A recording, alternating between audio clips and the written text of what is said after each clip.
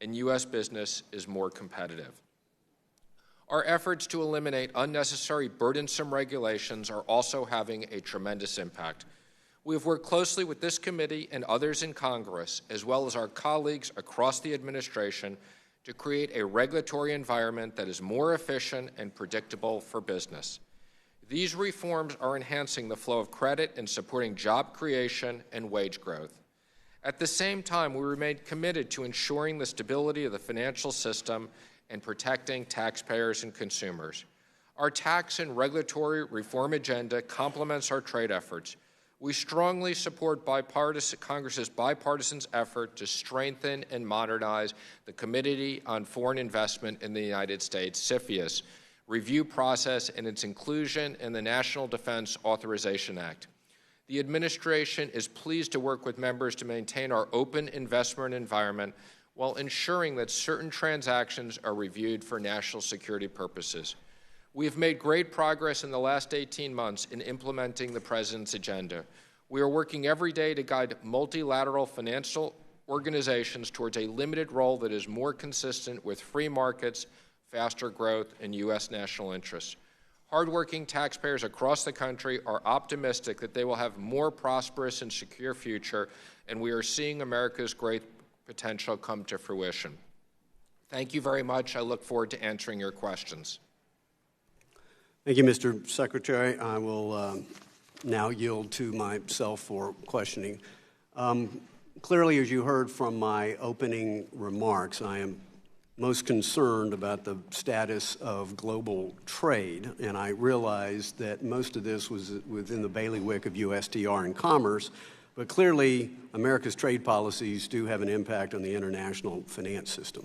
So again, as I said, I've been heartened by comments by the President and by Secretary Ross that our goal appears to be to eliminate or at least significantly reduce trade barriers. But I am concerned because in the one trade agreement that has been modified since the administration began its policy, Korea, what I think I saw in the Korean agreement is the imposition of a quota on Korean steel exports to the U.S.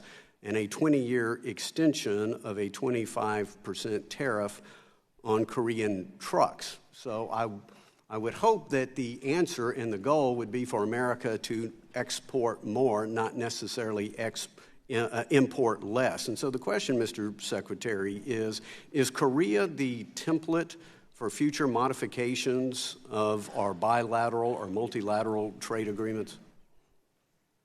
Mr. Chairman, thank you very much. And I have had the opportunity to work very closely with Ambassador Lighthizer and Secretary Ross and others in the administration with the President. The President is very focused on free and fair trade.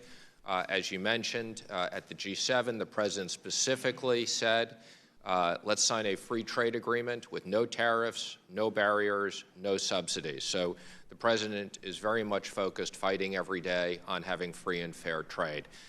In regards to your question, there's no specific model for other agreements. We are very focused on NAFTA and renegotiating that. Well, I would just say again, Mr. Secretary, I appreciate the words, but I am concerned about the deeds as I look at the Korean, how the Korean trade agreement has been modified. Mr. Secretary, I also want to speak again. I could not say it more clearly that many Americans are seeing an economic miracle, and it's because of the President and, frankly, the work you have done and others on tax cut, the increased jobs, right-sizing regulation. But I think the greatest economic stimulus I've seen is business optimism. And unfortunately, my fear is that may be receding. I'm not sure if you're familiar. CNBC does a survey of CFOs of major U.S. Companies, and 65% have reported that they fear U.S. trade policy will negatively impact their firms over the next 6 months. It's been reported as of July 6th that the FOMC's minutes of June meeting had this in it, quote, most FOMC participants noted that uncertainty and risk associated with trade policy had intensified and were concerned that such uncertainty and risk eventually could have negative effects on business sentiment and investment spending. So I'm just curious, Mr. Secretary, how does the administration think about business uncertainty as it calculates its trade policy? Mr. Chairman, I can assure you that the President is very much focused on economic growth, and I can also assure you that I am monitoring the situation very carefully. I'm not familiar with that specific poll, but I speak on a regular basis to many industries as well as people within the administration, and we are monitoring the economic situation. We have not yet seen any negative impact, although, as you said, we are monitoring carefully the impact on uncertainty on investments. Well, again, as you know, Mr. Secretary, even as of today, the actual tariffs are a small part of our global trade, but that is soon to change if the $200 billion that has now been threatened against China actually comes to be in 60 days.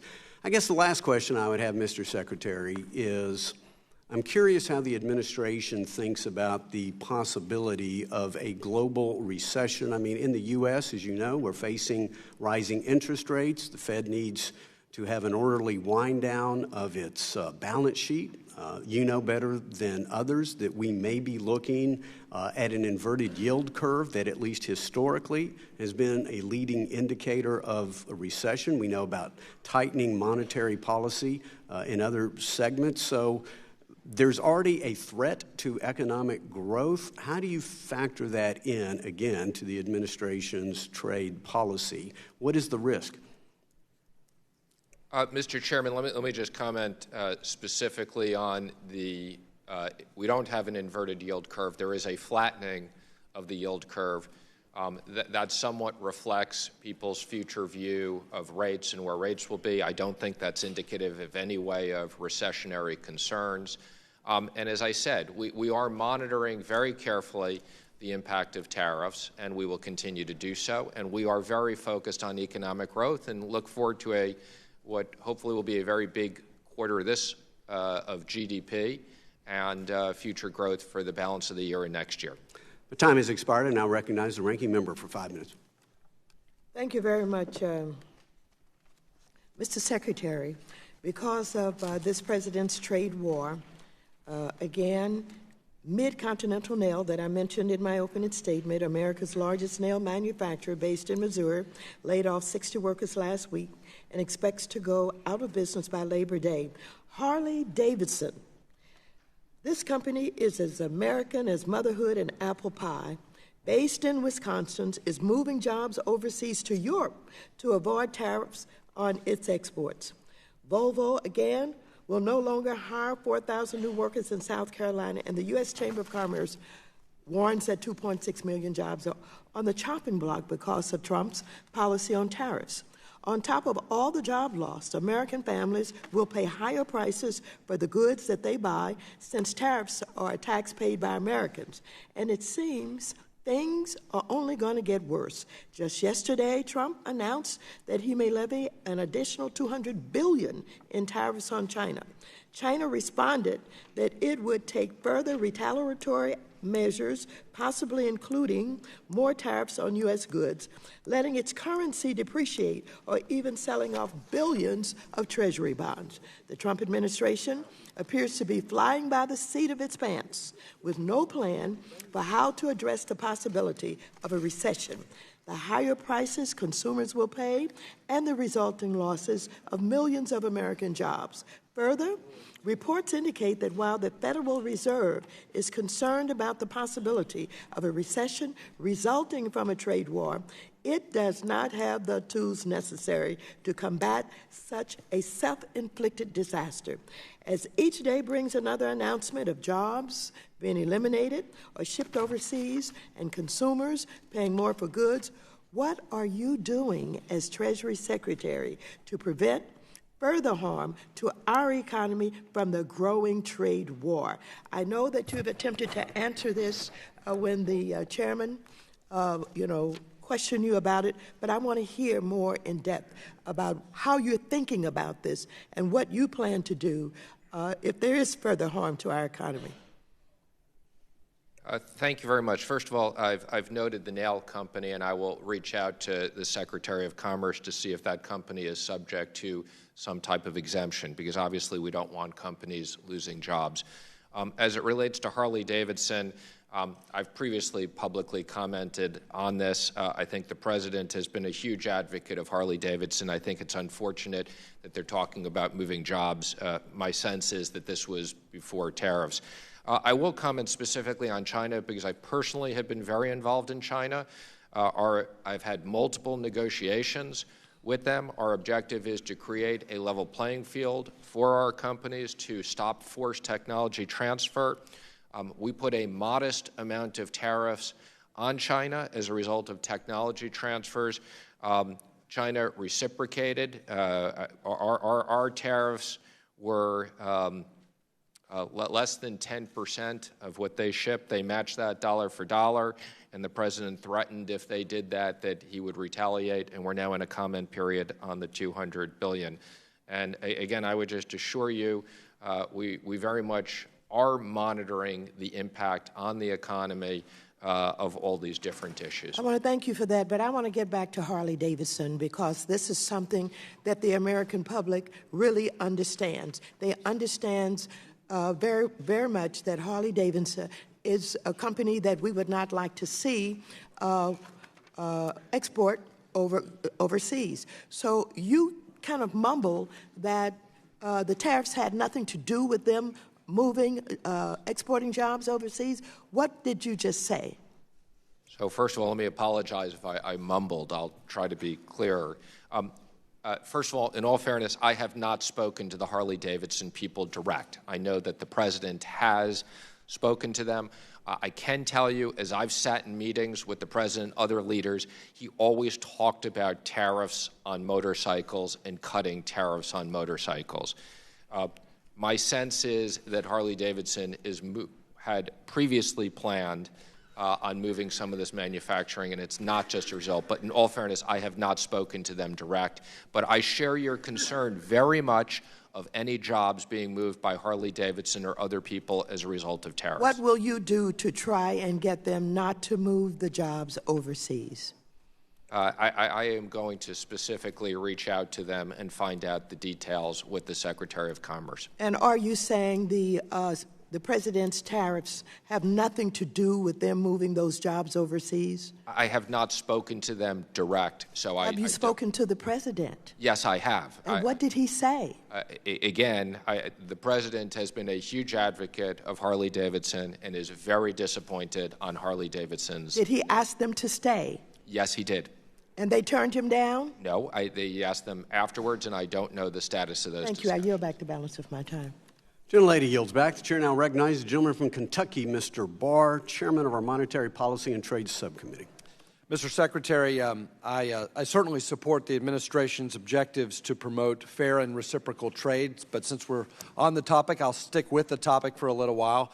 I do appreciate your testimony that you and the administration continue to monitor the impact of tariffs, but I do have concerns that tariffs and retaliatory measures on American industries could very well suppress or even reverse the record level of growth and job creation we've seen under your leadership and the President's leadership and the booming economy. As we've discussed, my home state of Kentucky's signature bourbon and distilled spirits industry accounted for more than $450 million in exports worldwide in 2017. Of that, nearly $200 million was exported to EU countries, where the market for bourbon has been growing at record levels in recent years. An extended trade war would not only harm that iconic industry, but also Kentucky's farm families, suppliers, tourism, and ultimately consumers through higher prices and limited availability. Similarly, our companies and workers in the auto industry are facing steep international competition for jobs, sales, and innovation that has been intensified by the ongoing tariffs. Toyota's 30-year-old plant in my district in Georgetown, Kentucky, is Toyota's largest manufacturing plant globally. It employs more than 8,000 team members who produced more than 550,000 vehicles and 650,000 engines last year. Toyota has told us that the tariffs have negatively impacted their supply chain. For example, the price of rolled steel is up 40%, and the current price increase for engine and transmission parts is closer to 20%. I know that you, Mr. Secretary, and the President fully appreciate that neither Toyota Camrys nor bourbon implicate national security. But I do want to ask you, does the administration have plans to mitigate the negative impact of retaliatory tariffs and ongoing trade negotiations that it has on American jobs and industries? First of all, I appreciate those specifics, and I am familiar with them. I think, as you know, the President is in Europe. He just concluded meetings yesterday with several European leaders and discussed trade. That was a very significant issue. There is a planned meeting with the EU later in the month. Again, we are very focused on the retaliatory measures and resolving them. Well, thank you. And again, we do want to hear more about your plans to mitigate the negative impact that these retaliatory measures are taking. So please stay in touch with us on that. Switching gears to North Korea really quickly. By all accounts, the Singapore summit was successful, but we are now hearing that North Korea is actually in the process of expanding its nuclear facilities despite the summit. And last week, the North went on to criticize our, quote, gangster-like calls for nuclear disarmament. I appreciate that this administration is not making the same mistake as the JCPOA in upfront sanctions relief, but I do want to ask you and for some reassurance about us not taking the foot off of the sanctions pedal when we continue to hear this kind of belligerent rhetoric from the North. And in answering that question, I just remind you that this committee produced the Otto Warmbier North Korea Nuclear Sanctions Act. That bill passed the House 415-2, and it's over in the Senate. And that represents the toughest economic sanctions ever directed at North Korea.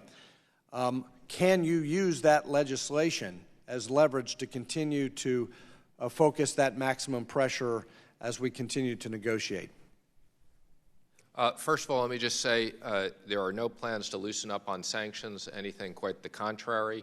The sanctions have been very effective. As regards to the legislation, we appreciate your efforts. We have tremendous tools at our disposal right now. I'm not going to comment on some of the specifics that you've said about what North Korea may or may not be doing. I can assure you I have the utmost of confidence in Secretary Pompeo. I think there's nobody better to be leading this effort for the administration. We speak regularly on the specific status, and I would just say don't believe everything you read in the press. Well, thank you. And finally, on Iran, is the administration on track to have sanctions fully reimposed by the November deadline, and what role do you see for Congress in the process of implementing sanctions with respect to the new policy towards Iran? Again, I think, as you know, we are enforcing the maximum sanctions on Iran. They've been very effective. I have had many discussions with my European counterparts. There are a few situations where we will have modest wind-down periods and other things, but we expect compliance with the sanctions, and we've made that very clear, and many European companies have already done that. Thank you. Time of the gentleman has expired. The chair now recognizes the gentlelady from New York, Ms. Velasquez. Thank you, Mr. Chairman. Secretary Mnuchin, following the 2008 financial crisis, we learned that banks and mortgage companies engage in deceptive marketing practices and provided fraudulent information to home buyers in concerted effort to disguise a mortgage true cost to home buyers. These dishonest practices fueled the subprime mortgage crisis, which helped drive the broader financial crisis, which brought the world's financial system to the brink of collapse. Just a few years ago, we also learned that Wells Fargo fraudulently opened more than 3 million customer accounts in order to inflate their cross-selling business and increase their bottom line. Most recently, it has been reported that UBS executives, both in Puerto Rico and here on the mainland, purposely withheld and disguised the true risk of Puerto Rican government bonds that UBS packaged into mutual funds and sold to residents on the island, wiping out $10 billion in retirement savings. So, Mr. Secretary, my question to you is, in your role as both Secretary, Treasury Secretary, and Chair of FSOC, do you believe that fraudulent and deceptive actions practiced by financial institutions could pose a threat to financial stability?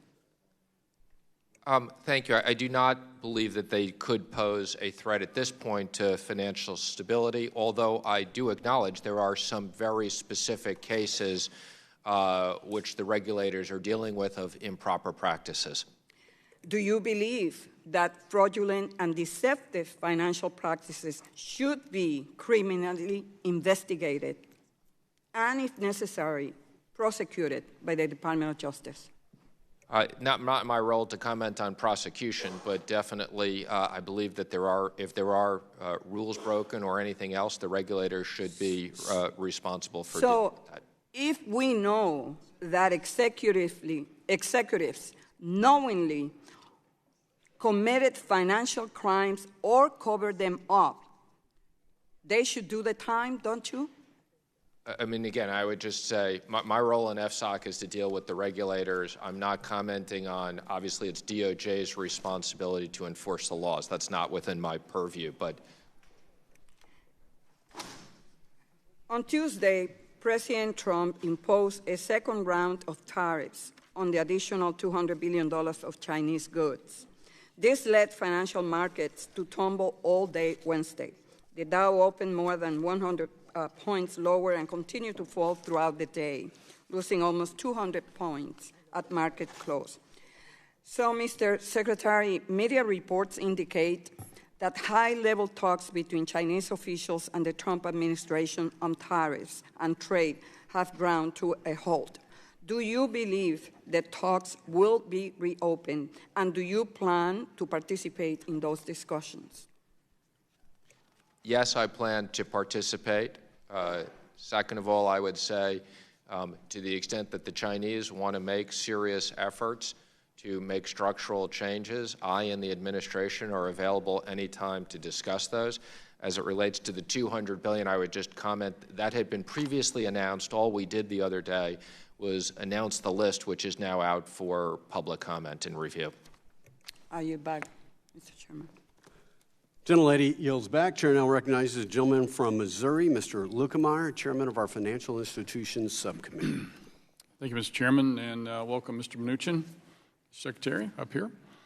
I'll give you a little respite from the trade talk here. I've got a couple other questions with regards to guidance, de-risking, and harmonization. So, with regards to guidance, over the years, a large amount of agency guidance, handbooks, and circulars have been issued. Almost none of it has been withdrawn or rescinded. Almost none of it went through notice and comment rulemaking or was submitted to Congress pursuant to the Congressional Review Act. I recently sent a letter to the federal financial regulators asking them that they issue directives affirming that agency statements, including guidance, that haven't gone through the notice and comment rulemaking do not establish binding legal standards. I've asked this question of Chairman Powell and Comptroller Otting, among others. So, do you agree with your colleagues that guidance is guidance and rules are rules? I do. As Treasury Secretary and head of FSOC, would you consider such an affirmation be included on future guidance coming out of your department, agencies you oversee, and FSOC?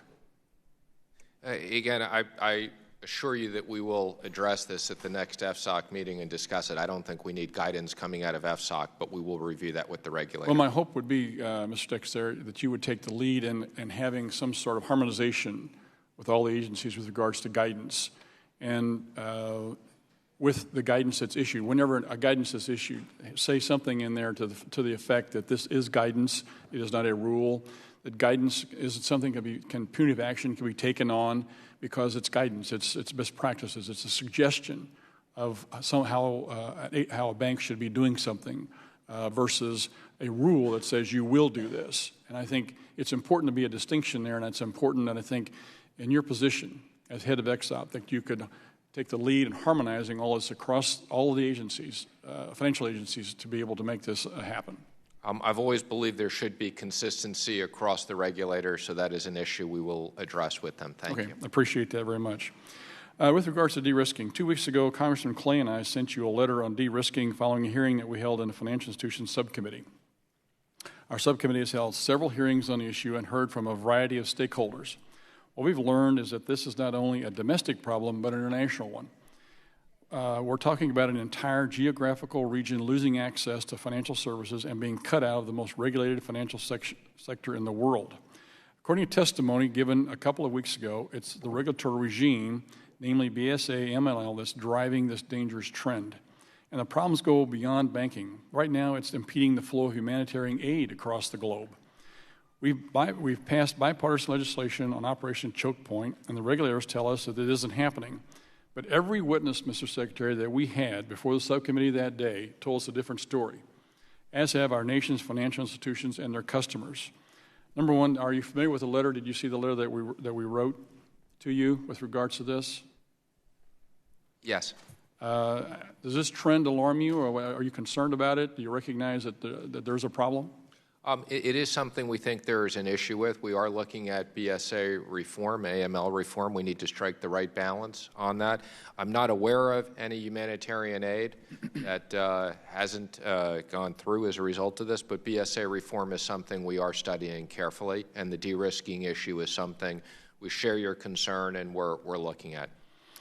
You know, when the IMF actually is concerned about de-risking, that raises some alarm bells for me, because they're not necessarily on the cutting edge sometimes of regulatory oversight, but I appreciate your comments, sir. Obviously, I couldn't let this opportunity go by without discussing the customer due diligence rule. We've had some concerns about that. As you well know, the BSA ML bill that we're talking about, we're trying to find a way to deal with beneficial ownership. We're looking for guidance from you. Would you be willing? I know we've talked about this in a number of settings already and tried to set up meetings, and hopefully we'll be able to get that done. We want to get commitment from you to continue to work on that issue. Yes, you have our commitment to continue to work on that issue. Do you have any suggestions today for us? I have no suggestions today for you other than I've shared in the past. Mr. Secretary, I appreciate your comments today, and I know that this is an issue that is paramount with a lot of the banking industry. Those folks have become basically deputized law enforcement officers, and you know, with some punitive outcomes if they don't do this, and they don't need to be in the middle of this. So we want to really sincerely work with you, try and find a way to get this situation resolved. I appreciate your comments. I yield back the balance of my time to the chairman. Gentleman yields back. Chair now recognizes the gentleman from California, Mr. Sherman. Thank you, Mr. Chairman. We in the United States have a good problem. The economy is good, so we have to fight over who gets the credit. The facts are these. Dodd-Frank stabilized the financial system, and coincident with its effective date, we have had a massive economic expansion that has produced 17 million new jobs. Of those 17 million new jobs, 15 million occurred during the Obama administration, and 2 million occurred under the Trump administration. That's 15 million under the Obama administration, 2 million under the Trump administration.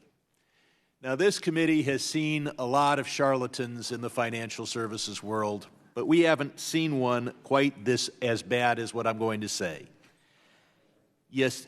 You go to a consumer and you say, we're going to give you a $500 bonus, no, a $1,000 bonus. Right here's the check. And then you fail to disclose to them in any way they understand that you're going to slap a $34,000 mortgage on their house. If any charlatan had done that, this committee would have nailed them. But that is exactly what the tax bill does. People are told they got a $1,000 bonus. A few of them did as a result of this tax bill. Some only got $500, most got nothing.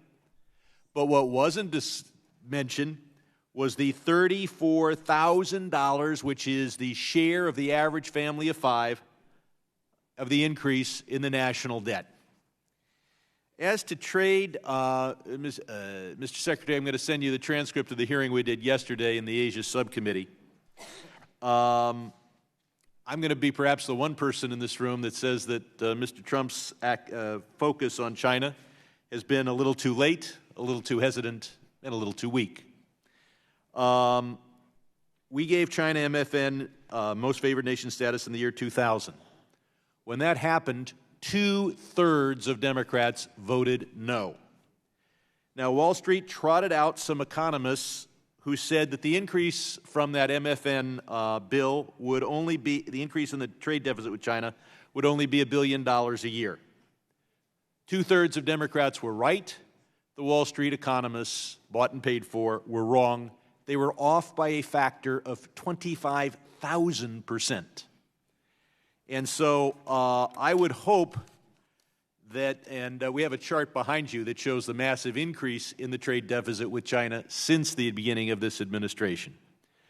But I do not think that anti-Trump Democrats, and on most things I'm anti-Trump, should change our position.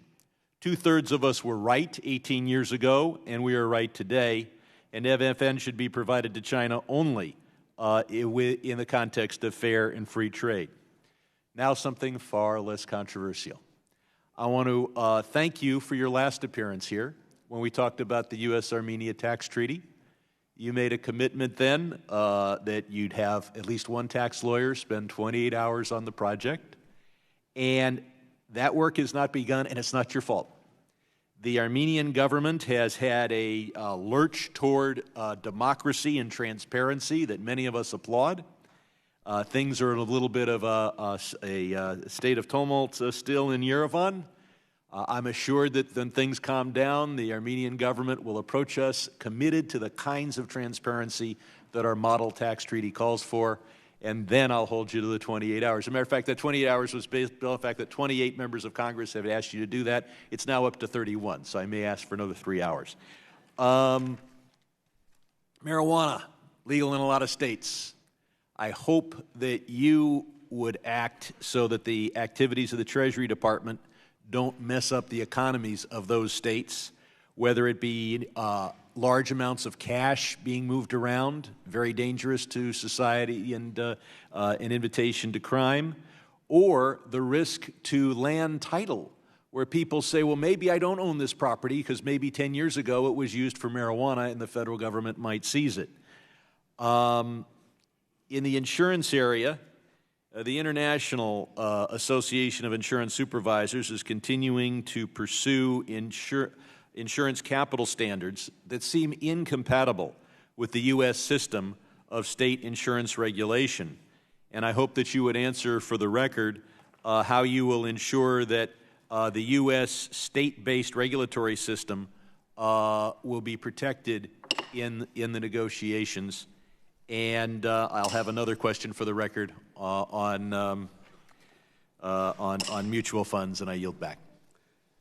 Gentleman yields back. The chair now recognizes the gentleman from Michigan, Mr. Huizinga, chairman of our Capital Markets Subcommittee. Thank you, Mr. Chairman, and I am sure, Secretary Mnuchin, you are encouraged as well as I am by my colleagues' newfound concern with our debt situation, especially in light of a $1 trillion-plus deficit spending that had happened under the last administration on an annual basis. And I hope these same colleagues will have that same enthusiasm to tackle the entitlement situation that we have here, so we can actually have a safety net system that will exist for future generations. So that's where we need to focus and concentrate on. But I want to hit on a couple of things. One very briefly here on the Volcker rule. I need to take this opportunity as chair of that Capital Markets Subcommittee to do that. Then I want to talk a little bit about China and our debt with China and some trade. So recently, last month, the Treasury announced that the 5 federal financial regulatory agencies dealing with Volcker had come together and had proposed some changes to ease compliance while still implementing Section 619 with the 60-day comment period. You said, quote, the 5 agencies responsible for regulation of the Volcker rule coming together on this notice is an important first step. And I'm wondering, could you explain a little bit about how these reforms help address the Volcker rule so that compliance can be streamlined, rules clarified, and markets can be made more efficient? I think on the Volcker rule, it's all about providing more clarity. and making sure that the appropriate people can properly execute the rule. So I think there was a lot of ambiguities. Some people refer to you should have a lawyer and a psychiatrist to interpret it, but this is about, we want to make sure it can be enforced, but it can be enforced clearly. And what are the next steps Treasury is exploring to help appropriately tailor the Volcker rule? Well, this is now, we had a series of suggestions on this in the executive report, but this is now being led by the regulators and is being executed by them. Turning to China, obviously China has a very large chunk of our debt. It's somewhere in the neighborhood of $1.2 trillion, $1.2 trillion that China directly controls. Do you have any sort of fear that they could use that as an alternative trade weapon? And if so, are there any kind of contingency plans that have been established as countermeasures if that were to happen? Well, I would just comment to a large extent, a big component of the reason why they have that debt is because the giant trade deficit and them reinvesting that cash. I have no reason to believe that that's of a concern to the market at this point. The market is very liquid and has a lot of depth, but that's something we'll continue to monitor. I appreciate that. Well, and I, like some of my colleagues, I know Mr. Barr and others have expressed their desire to push for better, fair trade deals. I would join that sentiment as well. But we do know that sometimes victory comes at a heavy price, and I wanted to explore a couple of things real briefly with this. I chair the U.S.-Canada IPG, the Interparliamentary Group. It's the official exchange between the U.S. Parliament and the U.S. House. And I can tell you our Canadian allies and friends, neighbors, trading partners are genuinely confused about why Section 232 was used to designate some of the tariffs on that. And what are you telling your colleagues internationally about this? I've had very direct conversations with many of my colleagues on this, specifically the Canadians. I don't want to go in detail in this setting, but I can assure you we've had very detailed discussions. I am on my way to Mexico tomorrow with Secretary Pompeo, and obviously NAFTA is a big focus now that there's the elections there. I'd like to maybe explore this offline with you, and while I commend the goal, I'm afraid that there may be some actions trying to recapture a world that frankly no longer exists. The largest trading partnership in the world is U.S. and Canada. The sixth largest trading partnership in the world is the state of Michigan and Canada, a lot of that surrounding autos, office furniture, and agriculture.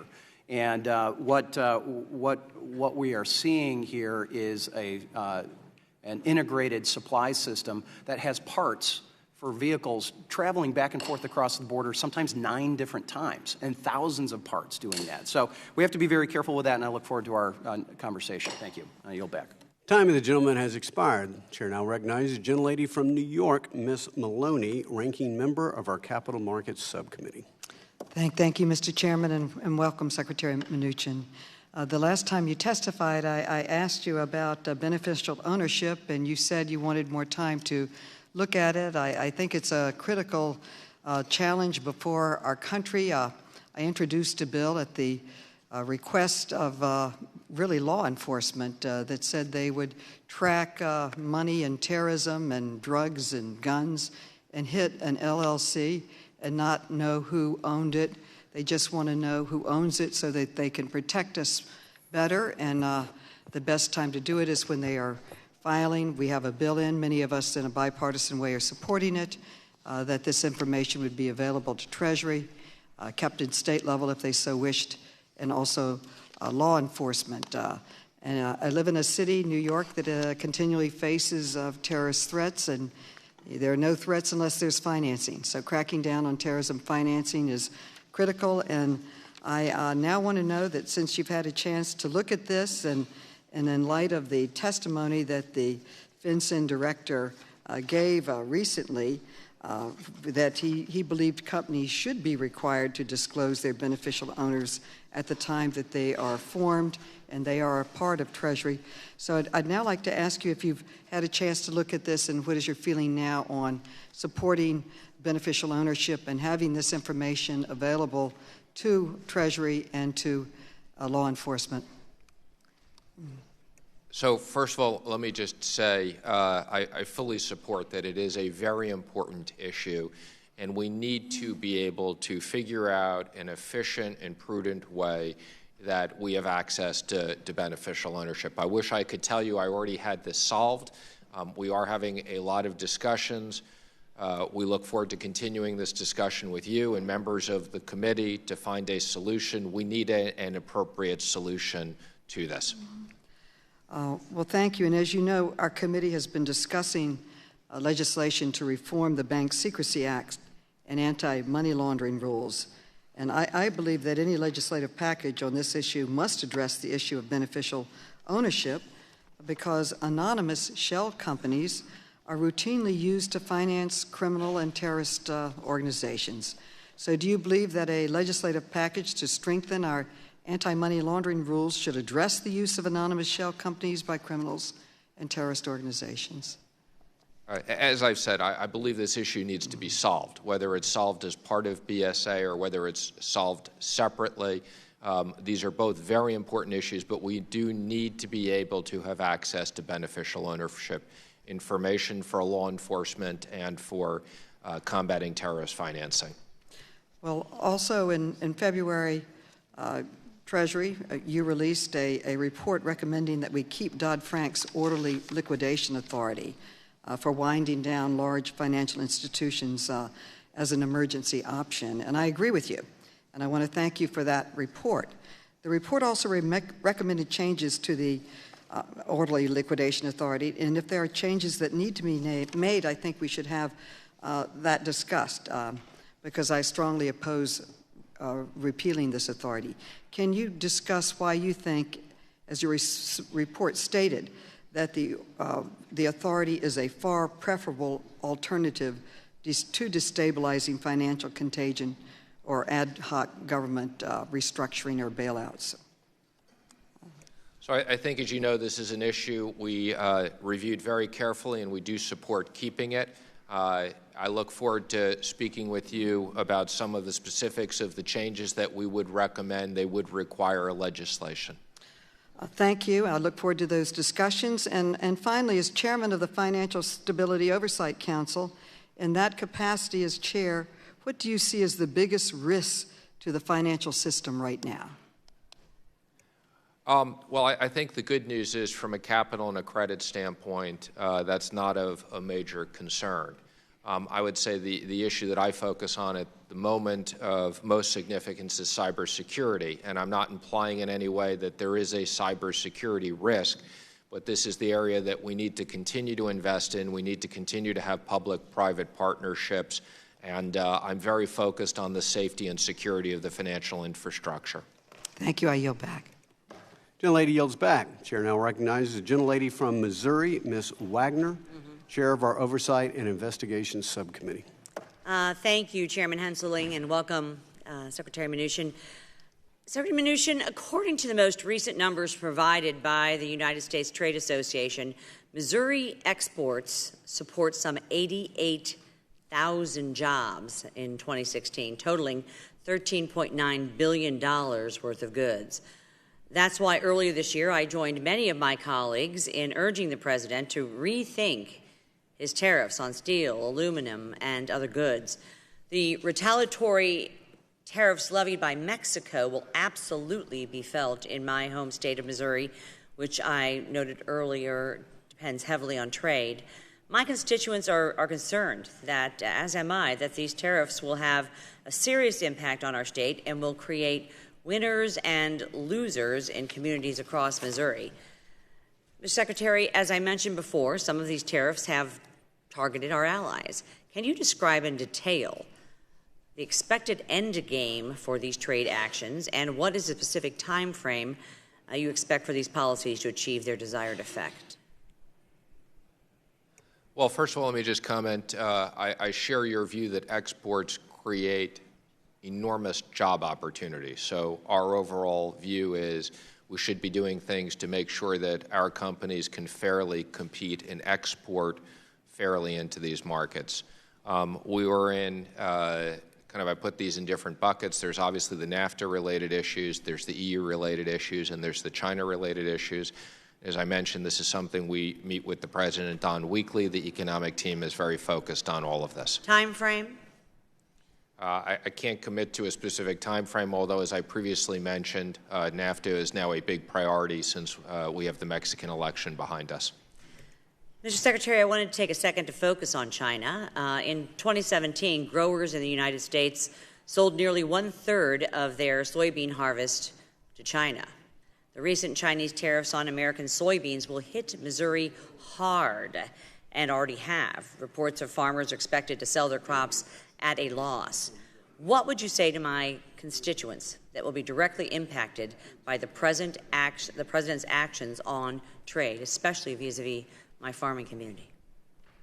I can assure you I never was an expert on soybeans, but I've now become an expert on soybeans. I follow this market daily. I can assure you that we're focused on this. We are in discussions with Secretary Perdue and others about this. As I said, this is an unfortunate impact of what we're trying to do is get free and fair trade with China, and they have unfairly targeted specific markets, and that's not coincidental. No, it's not coincidental, and it's causing real harm in present day to the farming community and the soybean farmers in my home state of Missouri. And I can assure you I and the President understand that, and we're focused on that. If trade relations with China remain strained, commodity producers in Missouri will need to find new markets, Mr. Secretary, for their goods.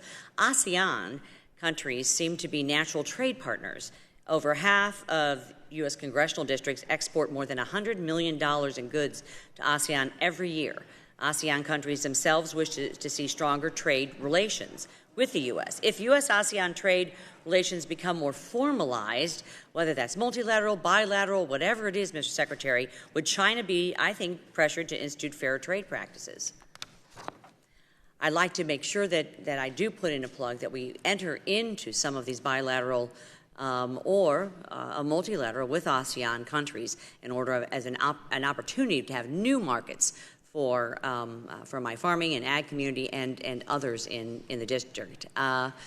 China's ascension, Mr. Secretary, to the World Trade Organization has done little to change its predatory trade policies. Mr. Secretary, how can the World Trade Organization be restructured, in your thoughts, to better restrain China's behavior? That's a complicated issue that I don't have time to go through now. I'd be happy to discuss that more with you. Ambassador Lighthizer is really the expert on this. I would say, again, the rules-based system is okay if the rules are being followed. The problem is that, as you've outlined in the case of China, they are not following many of the things that they've. Well, and they subsidize everything, Mr. Secretary. There are two kinds of companies in China: those that are owned by China, and those that do everything China says. So we're going to have to look at some of, I think, those issues when it comes to interstate commerce and such in dealing with the WTO. So I look forward to continuing our conversation. I thank the chair, and I yield back. Gentlelady yields back. Chair now recognizes the gentleman from New York, Mr. Meeks. Thank you, Mr. Chairman. Mr. Secretary, good to see you again. Let me just start out with a basic question. Let me just see.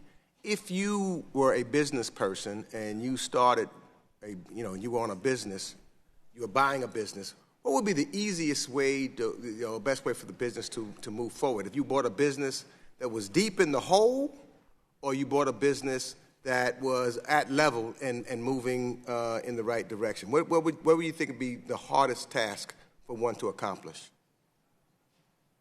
I'm not trying to be coy, but that's a little bit of a hypothetical question that there are opportunities in both. Well, the hypothetical question is, if there's something, if you got a company that is deep in the hole, going in the wrong direction, problems all over the place, as opposed to a company that you're buying that is, they've corrected some of the problems that was in there. They're moving forward in the right direction. Things are starting to improve. They're starting to hire people. Things are moving in the right direction, which as a CEO, if you came in, I think you were a businessman, what would put you in the best situation? Again, it's completely hypothetical, but sometimes it's easier to buy things that are broken, and sometimes it's easier to buy things that are fixed. I can't comment on hypotheticals. Okay. Don't want to comment on hypotheticals. Well, let me not give you a hypothetical. Let me give you a fact.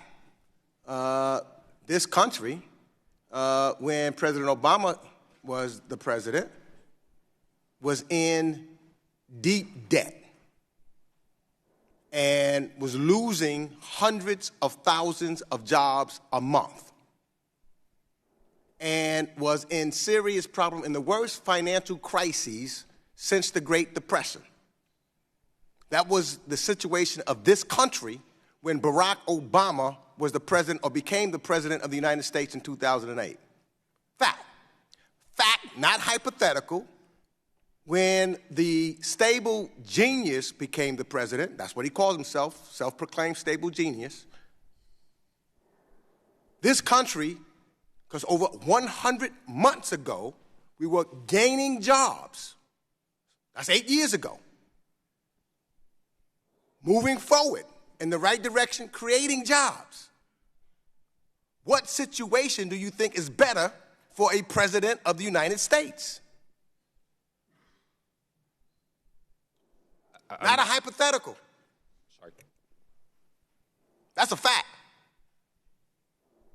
Unless you can deny that fact, which the stable genius denies all the time, different facts. Now, let's move forward.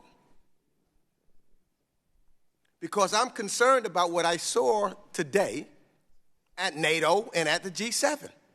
Because you would agree that we are more interconnected today as a world than ever before. Is that not correct? That's not a hypothetical either, is it? Or isn't it a fact that we're more interconnected as a world today, Mr. Secretary? More relative to when? To any other time in our history. I don't know if we're more. We are interconnected. Well, with technology, are you denying with technology today and the way that our trade system works and all of the things that are moving around the world and how fast things are, we are not more interconnected today than we were ever? Again, we are interconnected, so I'm happy to answer other questions. So when were we more interconnected? More is a relative issue. I don't know if we're Are you a stable genius, Mr. Secretary? I'm sorry, what was the question? Are you a stable genius? Am I a stable genius? Yes. I'm stable, and I won't refer to myself as a genius one way or another. I'm just trying to find out because I know sometimes working for a stable genius is I'd like to know how that is. I mean, does the stable genius, and it's not words that I've used, it's the words that he said he is. He said he's a stable genius. Does he listen to you? Because I'm listening to some of my colleagues, and actually a lot of the things, especially around tariffs, we agree upon. We agree that we're losing jobs. We agree that there are scenarios that's going on that's worrying all of us, Democrats and Republicans. And I'm hearing you saying some of the kinds of things, and some of the administration and some of the people around them might be saying the same thing. So I'm wondering whether or not the president, when you're in those rooms, is he listening to you? Or because he's a stable genius, he just does whatever the heck he wants to do without listening to your advice. Does he listen to your advice? Yes, I can assure you that the president listens to my advice. He is the president. Sometimes he follows my advice and sometimes he doesn't, which I respect. But I wouldn't be in this job if I didn't think he listens to my advice, and I couldn't be happier with the economic plan we're on. Time of the gentleman has expired. The chair now recognizes the gentleman from California, Mr. Royce, chairman of the House Foreign Affairs Committee. Thank you very much, Chairman, and Mr. Secretary. Thank you for being with us. The president offered a laudable goal at the G7 meeting in Quebec when he challenged our leaders to get to no tariffs, no barriers. It's been reported that German automobile makers are open to the idea of zero tariffs. That would certainly be a win if we could de-escalate with Europe on that basis of zero tariffs between us and them. But we've seen little talk elsewhere of this as the end game, and instead what we see is a two-front trade war, one with China, which frankly is not playing by the rules, and another with our close economic allies in the EU, Canada, and such, and our domestic industries and agriculture are being threatened. On the list of targets are bourbon, bikes, blue jeans, and even Mr. Poliquin's beloved Maine lobsters. So could we do a reposition in a different direction here? Because zero tariffs, for example, if we looked at autos, would be a victory for free trade and fair trade and maybe get us in a position where our allies are on the same page. And when we talk to our allies in the EU and our largest export market, Canada, are we reiterating zero tariffs as the goal? I would think that that might be a first and second option in order to try to advance a way to get us together. We are advocating no tariffs, no tariff barriers, no subsidies. It's a package altogether. We are advocating growing exports for U.S. companies so they can compete fairly. And if we have fair trade, we will increase exports significantly, and we won't have the outsized trade imbalance that we have. And I think that outcome would also give us a position with our allies where if we can set high standards, we can then maybe do something collectively to discuss the problem with Beijing's lack of following the rules. But the other thing I wanted to ask you, and this is something that Blaine Lukemeyer brought up, and he and Steve Pierce and I have talked about, it's this fact that criminal organizations are infamous for using anonymous shell companies, both foreign and domestic, to open bank accounts, to launder money, to perpetrate fraud, and frankly now to finance terrorism. And this is an area where the United States, frankly, and Kenya have not been front and center in terms of doing something about beneficial ownership. There was a 2016 Financial Action Task Force report that found the U.S. had an absence of any measures to ensure that there was adequate, accurate, and timely information on the beneficial ownership. Would you agree that this is a vital issue where we should work together and work in a bipartisan way to move something quickly? I would indeed, and I actually just wrote that down. We got to figure out this beneficial ownership in the next 6 months. I don't want to be coming back here next year and don't have this solved. So we need to work with Congress on a bipartisan basis on this. Thank you, Mr. Secretary. And lastly, in recent months, the administration has twice raised concerns about recent legislative action on international insurance matters. First was in a memo from the Department of Justice raising constitutional concerns that H.R. 4537 would, in their words, contravene the President's exclusive authority over the conduct of diplomatic relations. I'll just share with you, I'm concerned that such actions would limit the flexibility of the Treasury Department to lead international negotiations on financial insurance standards and potential future covered agreements, and I think the results of that could be quite negative. I just ask if you share those concerns. I'm going to follow up with you on the specifics of those offline, but thank you. Well, thank you very much, Mr. Secretary, and Mr. Chairman, I yield back. Gentleman yields back. Chair now recognizes the gentleman from Massachusetts, Mr. Lynch. Thank you, Mr. Chairman, and the ranking member. Mr. Treasurer, thank you for being here. I want to follow up on Mr. Barr's line of questioning about sanctions. And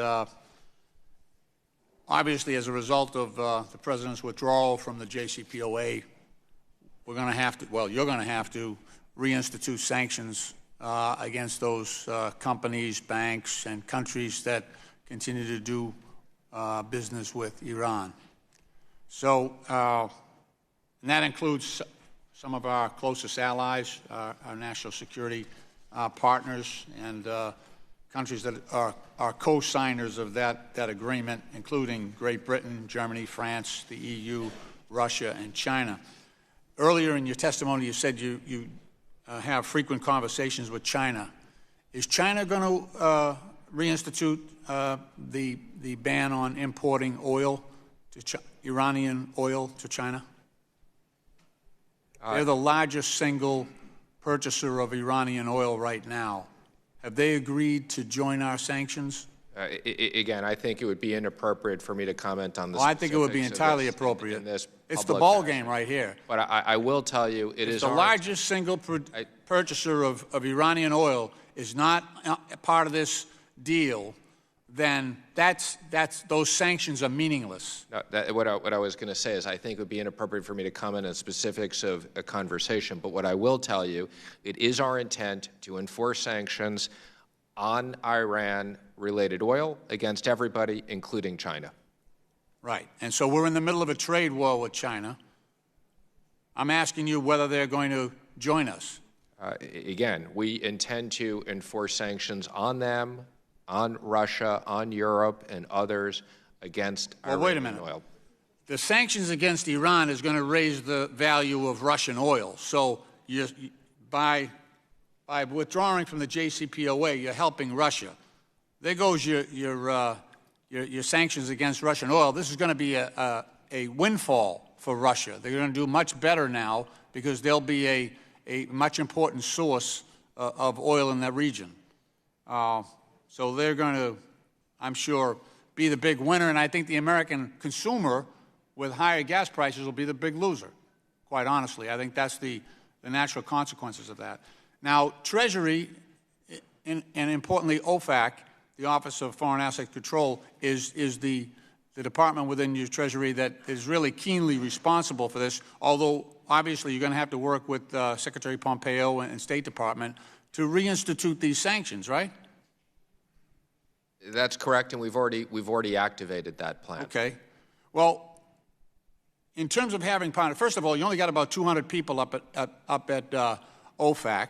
They're very, very hard-working, but with all this extra work, I'm very concerned whether you have the resource to do this. You just lost your top 3 people that do the sanctions work. They just left. They just quit.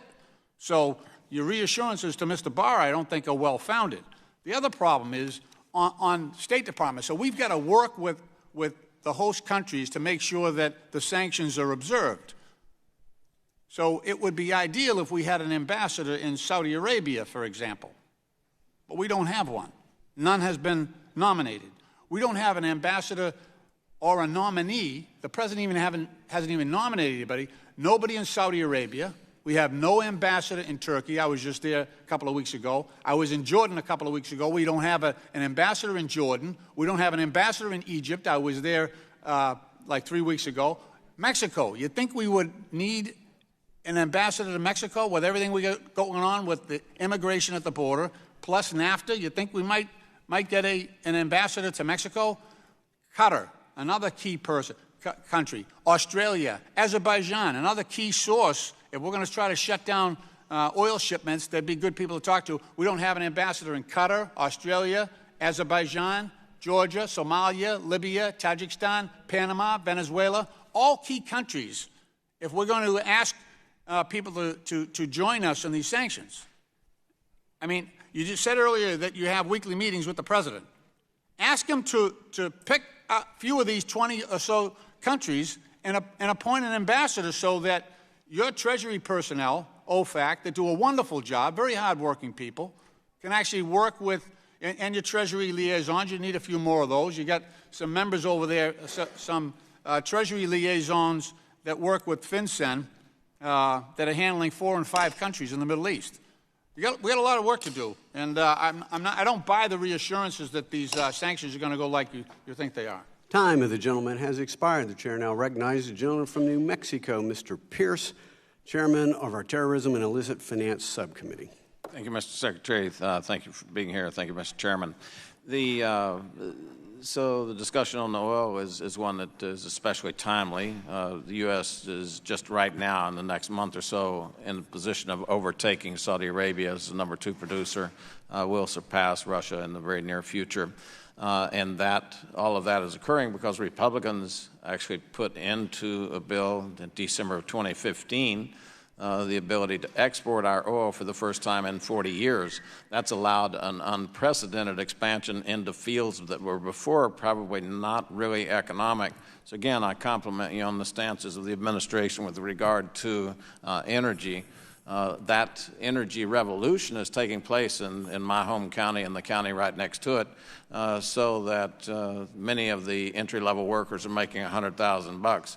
So the administration's policies of the Tax Cuts and Jobs Act, along with this energy export, is revolutionizing the world market on oil. And if we will continue to allow that export, then we're going to replace a lot of those foreign countries who they've had just free range in the export market. So again, Mr. Secretary, I appreciate that. My main questions have to do with CDD and its implementation. You're aware of the TIF subcommittee's discussions on beneficial ownership. Mr. Royce just mentioned those. When the CD rule was implemented, then banks began to say, we don't know exactly how to respond to this, and so they were being told, okay, we got a couple of facts out, but really no guidance. Is there any idea when we'll have more specific guidance on the CDD rule? I don't have the specifics of that, but I'll look into it and get back to you. Okay. Now, when Director Blanco was here in front of the committee a couple months ago, he said that really they weren't worried too much about compliance right now in the CDD rule, that it was implementation. Is that a full agency position, or is it just him trying to manage the affairs under his purview? Is that a broader directive or something that he's just working out? I think, as you know, it's a multi-agency issue, but that's not a directive for me. Okay, that was what I was trying to come up with.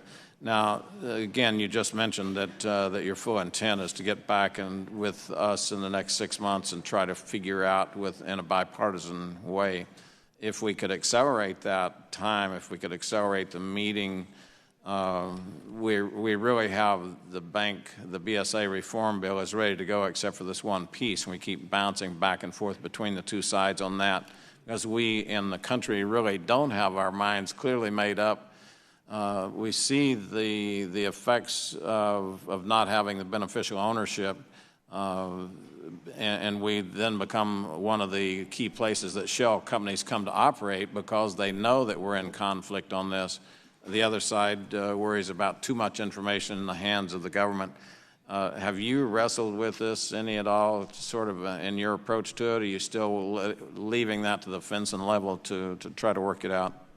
No, I've been actively involved in discussions, and I'm going to ask the chairman to set up a meeting with the appropriate people on the committee. As I've said, there are different solutions. There's not a perfect solution. But I do believe we need to solve this and move on. I would agree wholeheartedly. It penalizes legitimate businesses when the shadow companies, when the shell companies can come in and operate and launder money. I mean, right now in the oil field, have a lot of companies come in and they compete mercilessly with cash that's not generated from legitimate operations, and it takes away from the strength of the local business community. Now, when you testified before us about a year ago, you said about 50% of your time was used on cyber crime, on cyber finance, terrorism financing. Is that still true? Is it still the pushing wave? It is. It's something that we wrestle with in the TIF subcommittee. We just plan to continue to work with you on it again. Appreciate your leadership. It's always been steady, and Segal has just been good to work with, and so the stability of the agency is something that I appreciate from my perspective.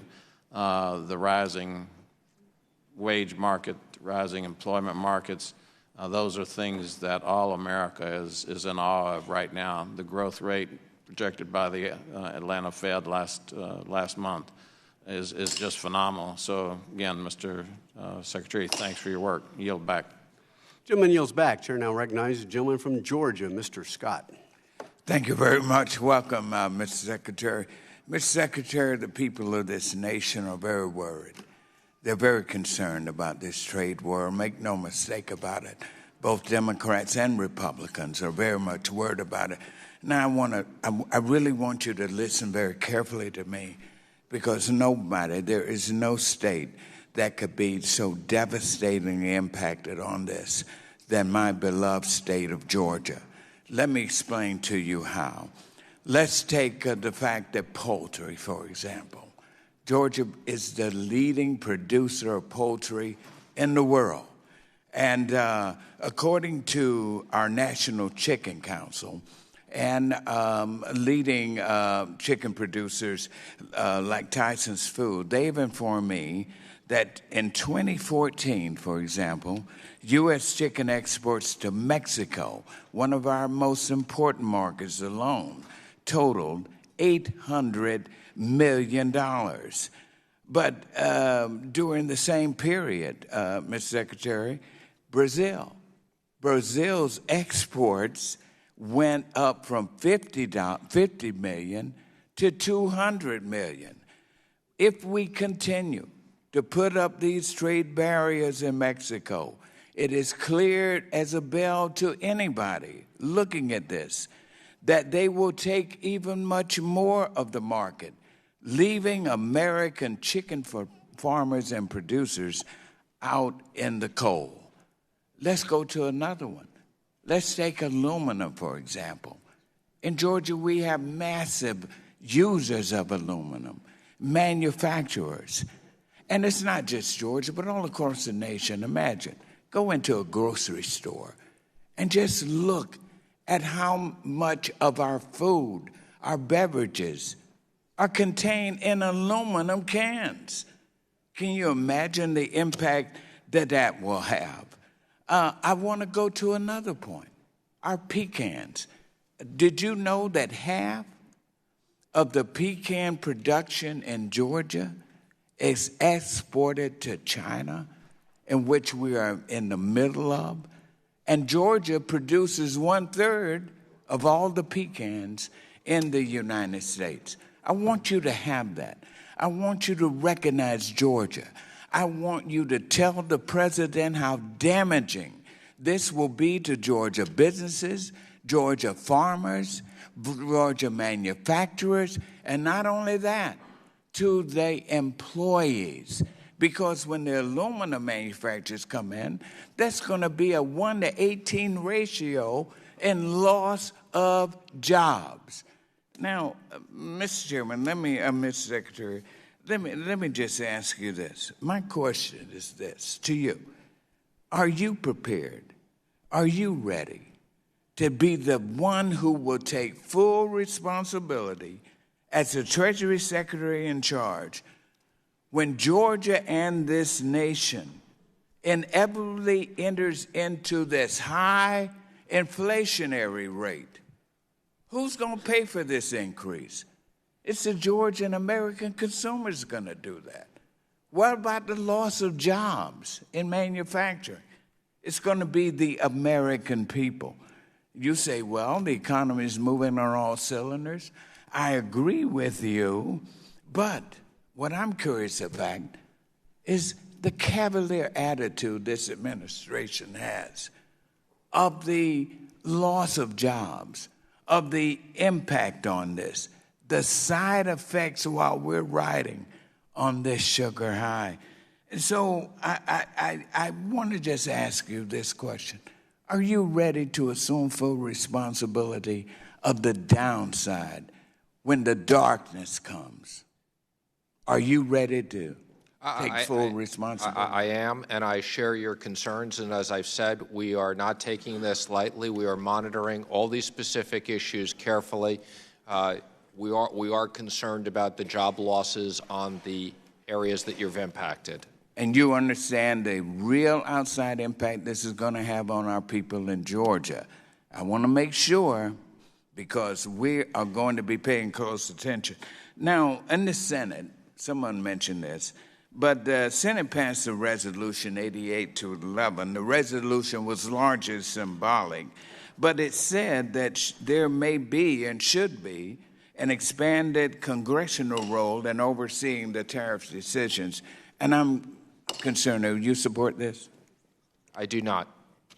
Very good. Thank you, sir. Time of the gentleman has expired. Chair now recognizes the gentleman from Oklahoma, Mr. Lucas, former chairman of the House Agricultural Committee. Thank you, Mr. Chairman.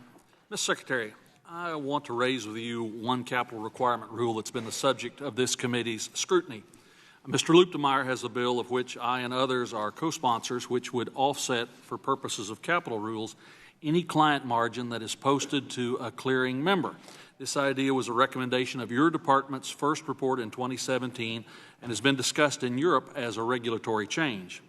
As this hearing is about international issues, I would call to your attention a recent CFTC report stating that the market share of U.S. banks in terms of futures options positions has decreased 10% in the last 5 years compared to European banks. While I do think this fact points to a competitive imbalance between us and the Europeans, I'm more concerned about the health of clearing for derivatives. If these data are correct, some capital rules might be hindering the laudable goal and policy of clearing that Congress mandated in 2010. And it will not help markets if capital rules encourage participants to go elsewhere for derivatives clearing. Given that, do you think that the SLR rule needs to be tweaked to offset client margin? And would such a change make sense for purposes of helping clearing in the United States? It's something we are discussing with the regulators, as you've outlined. Thank you, Mr. Secretary. And could we turn for just a moment, since trade seems to be the topic of discussion here, and I represent an ag and an energy district, and in both situations we produce more in my region and generally of those products than we can consume in the United States, thinking of natural gas as well as certain ag matters. The situation that we find ourselves in, that the President and the administration are trying to address, both with China and the rest of the world, would seem to me to be something that has evolved not in the last few months or days or weeks, but literally the positions of our predecessors in Congress and previous administrations starting after the Second World War. Give the world an opportunity to do business with the United States, encourage economic development, capitalism, and democracy will follow. Now, the Europeans have a strong economic system. From the ashes of the Second World War, they've created that, and a strong politically democratic system, a democracy patterns there. Our friends on the other side of the Pacific, while they seem to have understood that communism was not the best economic model and have adopted capitalism, some might even say the old mercantilist version of capitalism, they've not made the political steps forward that perhaps our predecessors have hoped for. But is it fair to say that what the administration is trying to do now is in general reset the trade field for the entire planet in a more equitable fashion? That's absolutely correct. Free and fair trade. The old days of giving everyone else advantages in order to help them develop to create a more stable and peaceful world, that's now, that stage is now gone, and it's time to make sure we are treated fair and equitably. Correct, Mr. Secretary? That is correct. And when you reorder the entire world, it's not a simple process, correct, sir? Definitely not. The battle will be politically and economically challenging. So staying the course is something we need to do? It is. Thank you. That said, I was a young wheat farmer when President Carter did the embargo against the Russians, which also led to our boycotting the 1980 Olympics, using agriculture for a political tool on some other issue. But in the industries, all industries in the United States that depend on trade, this is not using us as a tool for some other political goal. This is trying to achieve the survival of those industries for the long haul. Correct, Mr. Secretary? It's about economic fairness, as you've outlined. Thank you, Mr. Secretary. Yield back, Mr. Chairman.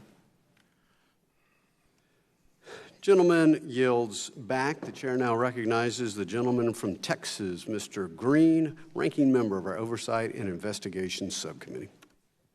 Thank you, Mr. Chairman. I thank the witness for appearing as well. I'd like to visit with you about something a little bit closer to home, if I may. As you know, the CRA, the Community Reinvestment Act, was enacted in 1977.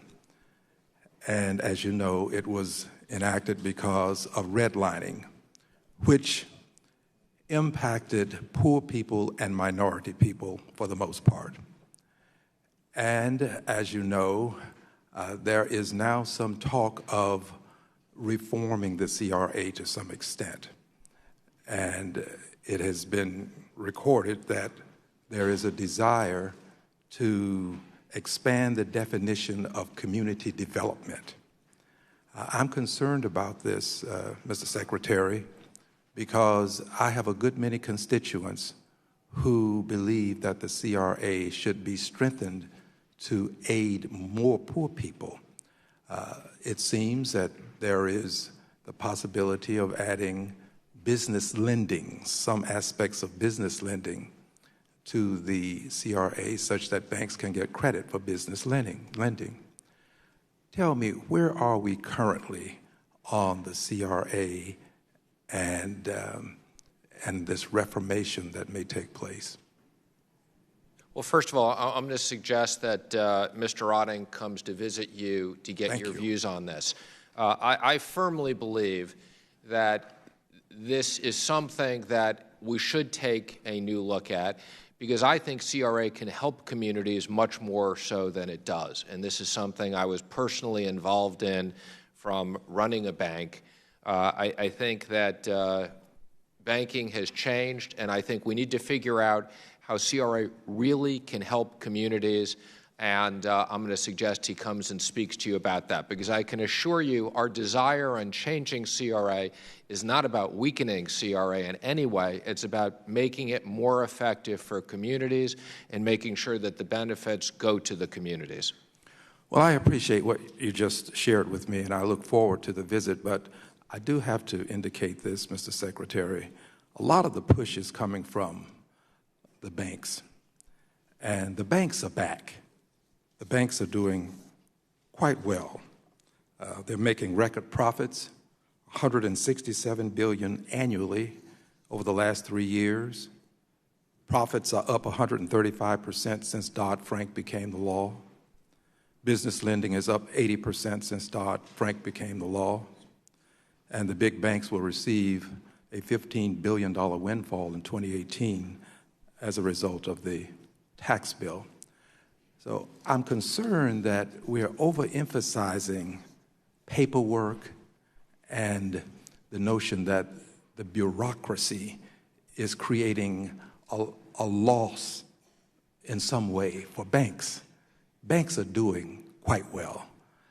And my concern is this: if we change the CRA such that business lending becomes a means by which banks will be able to acquire additional credits, that may harm the lending to poor people, which is what the CRA was envisioned as a means of helping by way of dealing with the redlining that was taking place.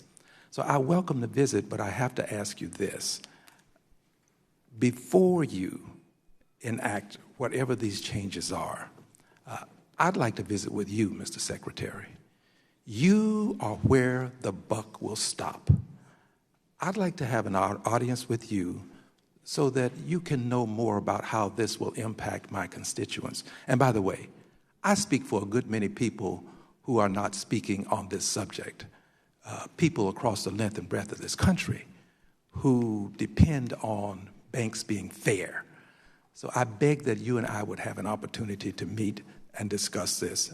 I'm not a person who needs a lot of time. I'm fairly pithy and concise. I don't deal in small talk. I go right to the point.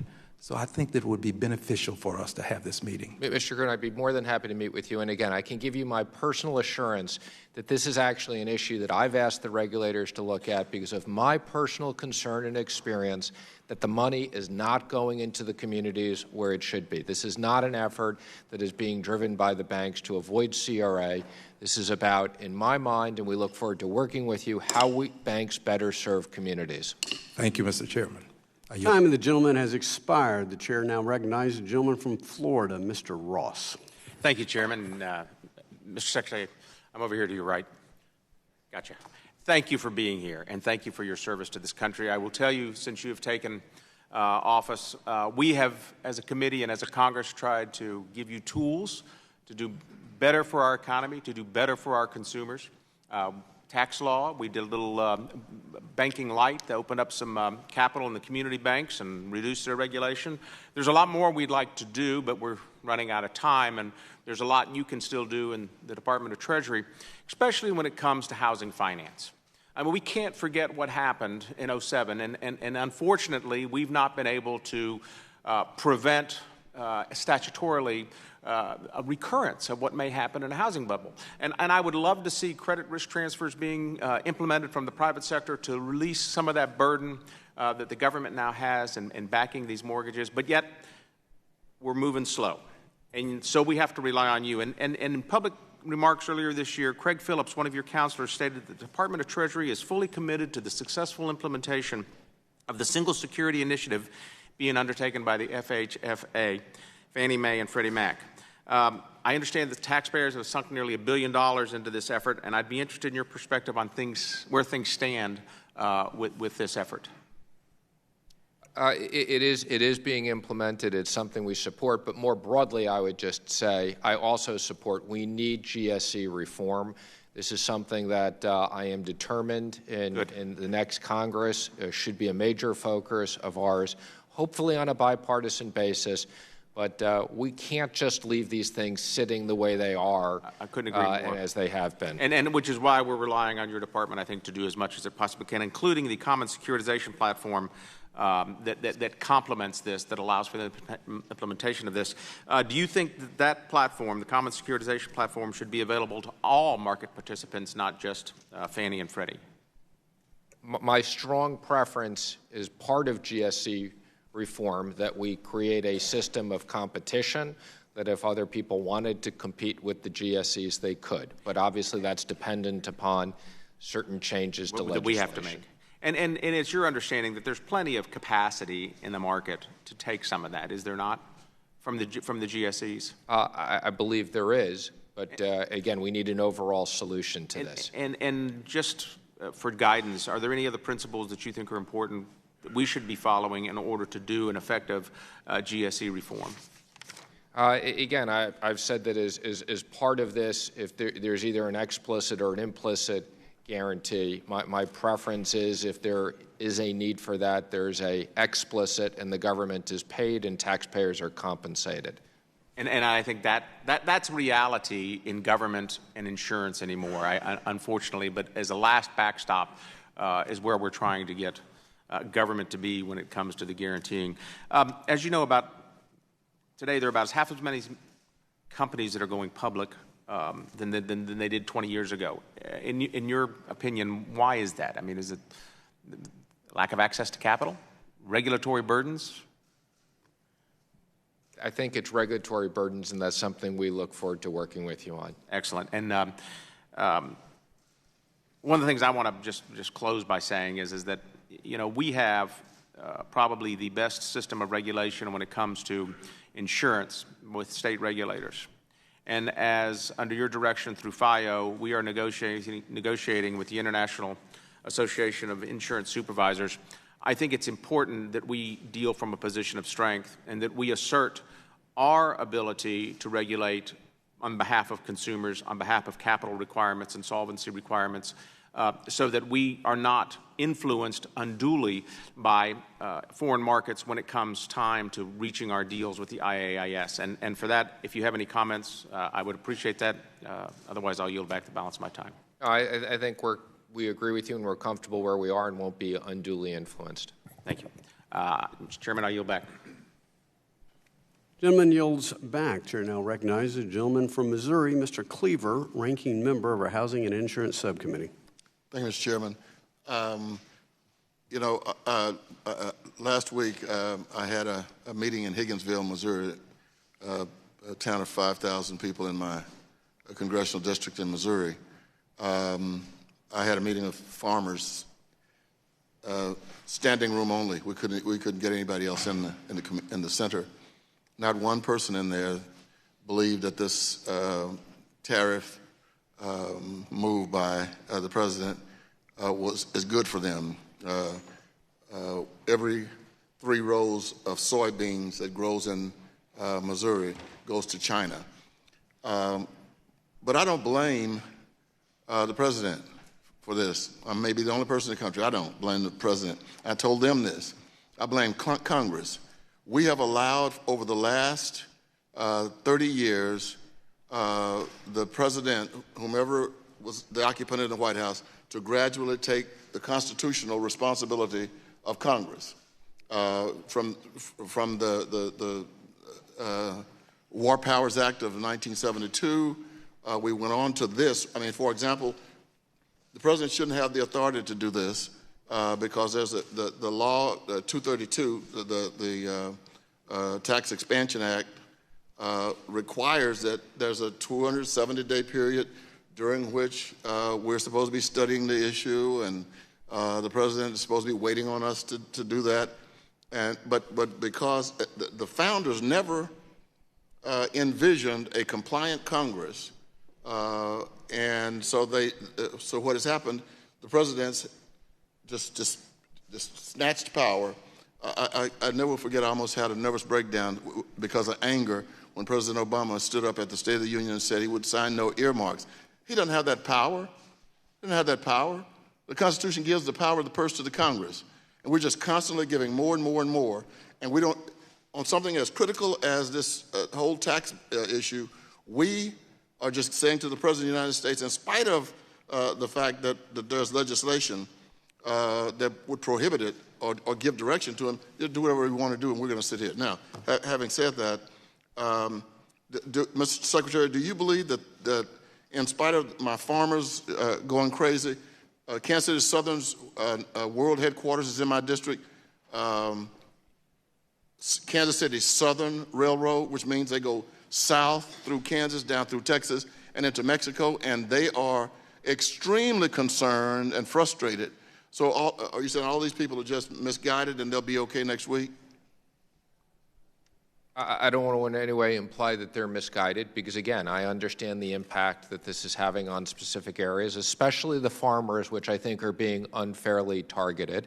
And as I said, it's a major focus of ours to make sure that we can compete fairly, and we're very focused on these trade issues, as you've outlined, but I understand the issues.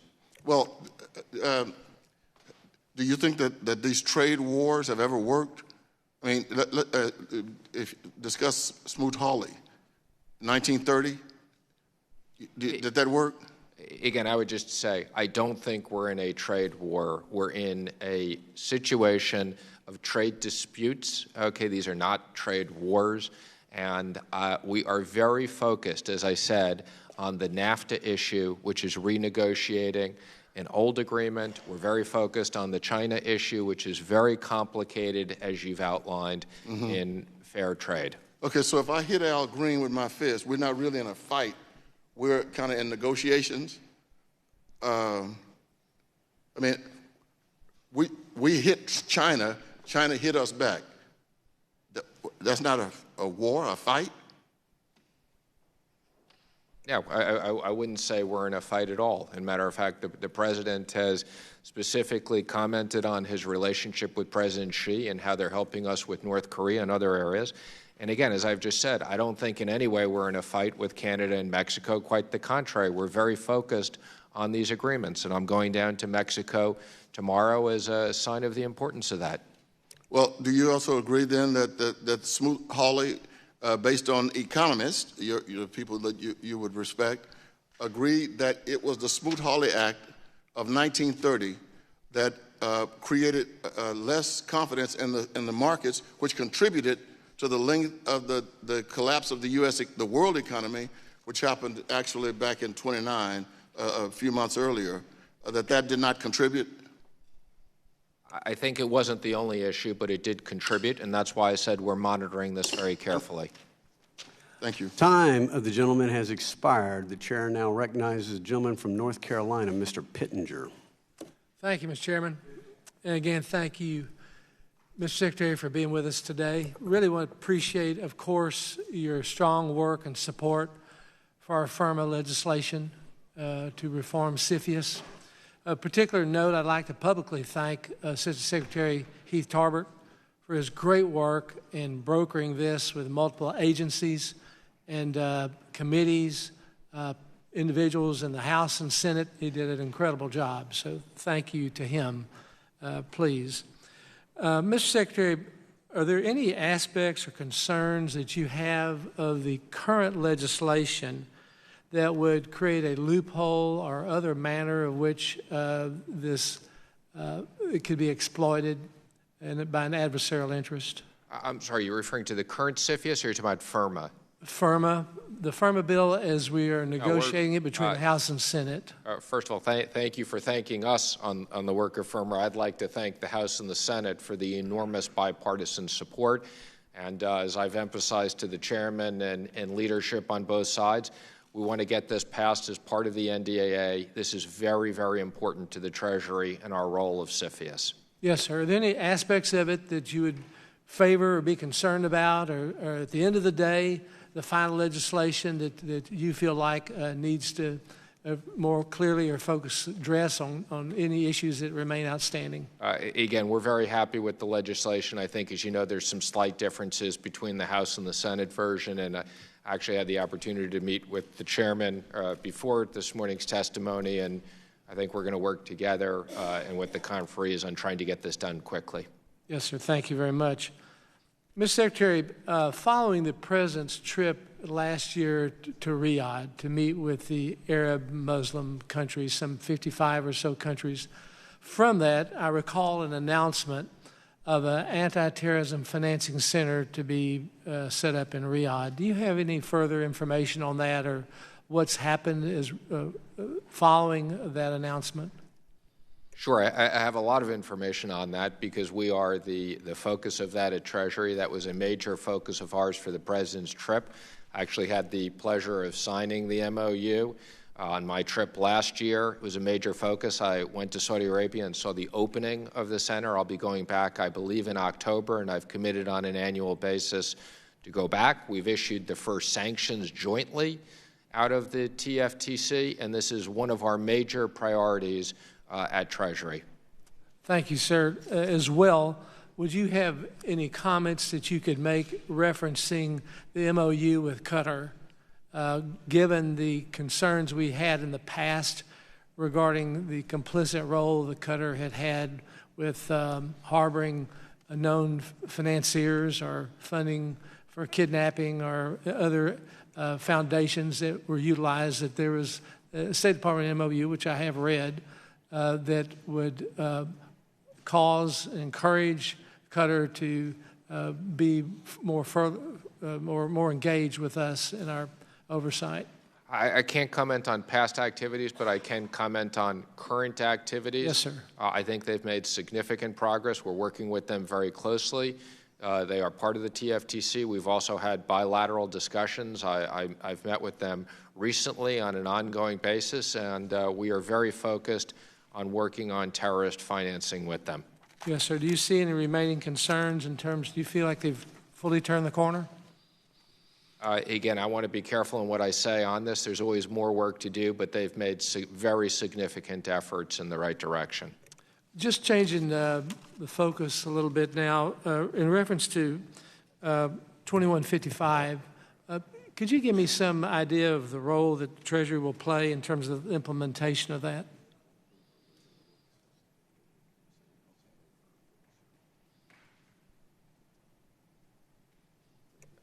We're going to be actively involved. Just checking the number. We are going to be. Oh, I'm sorry. Because I always refer to as Firma. I apologize. We are going to be actively involved. We've already started working on drafting regulations. Mm-hmm. We have a team of people that are ready to implement this immediately. So I would hope that as soon as this is passed in the early fall, we can begin implementing this. We're going to work with Congress on additional funding. But again, this is one of the top priorities at Treasury, and this is critical to close holes in CFIUS that we need, particularly around joint ventures and other areas. At the end of the day, we don't want to look back 2 or 3 years from now and see that we've not done the full job. Thank you. Time of the gentleman has expired. The chair now recognizes the gentlelady from Wisconsin, Ms. Moore, ranking member of our Monetary Policy and Trade Subcommittee. Thank you so much, Mr. Chairman. And Mr. Secretary, again, let me say welcome to you. Welcome to the committee. Let me get right to it. Our chairman here referred to the economic miracle of the tax cuts. And I just want to say that the only time that income inequality has been greater than it is now is when upon the dawn and advent of the Great Depression. So income inequality is not a good thing for our economy and other people's economy. So before I go on to talk about that a little bit more, I just want to refer back to the things that I talked about in my opening statement, the Universal Service Fund.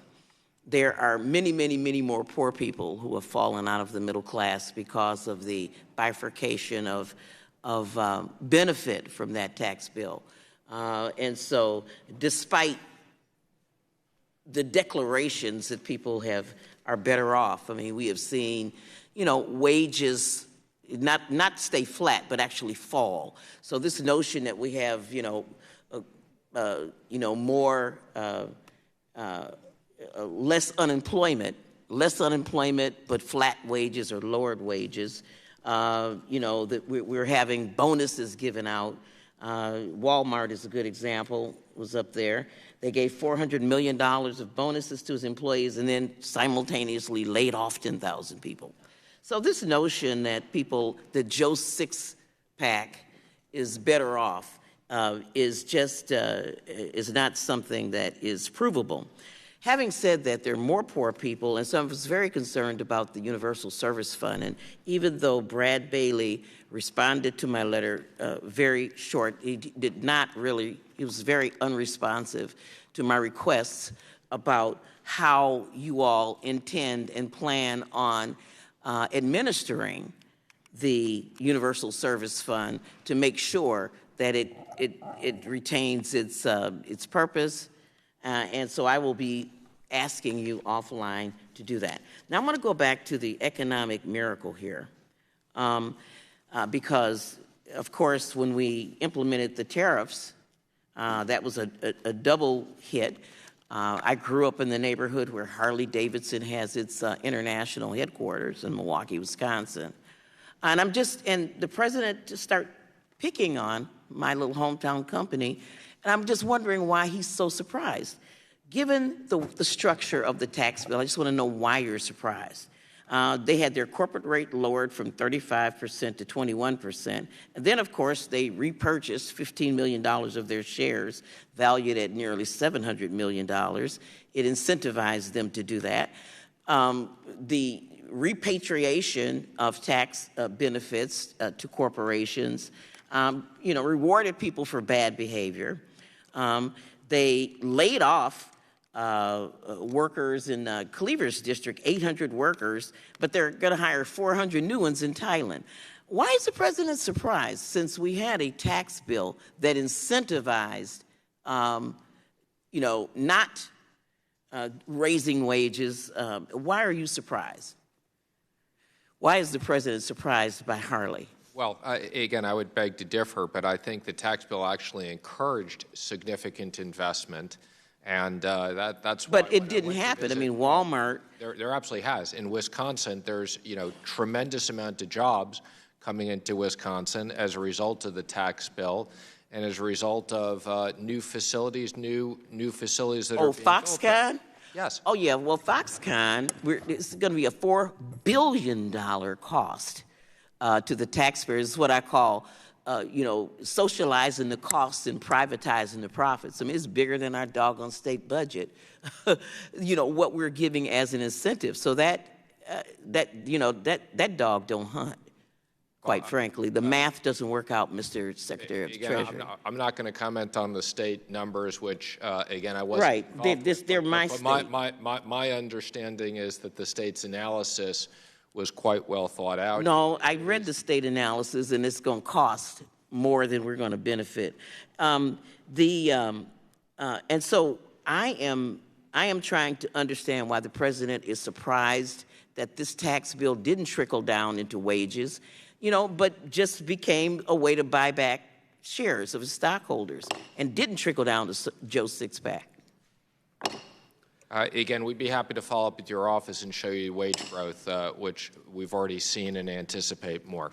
Time of the gentlelady has expired. The chair now declares a recess for 15 minutes.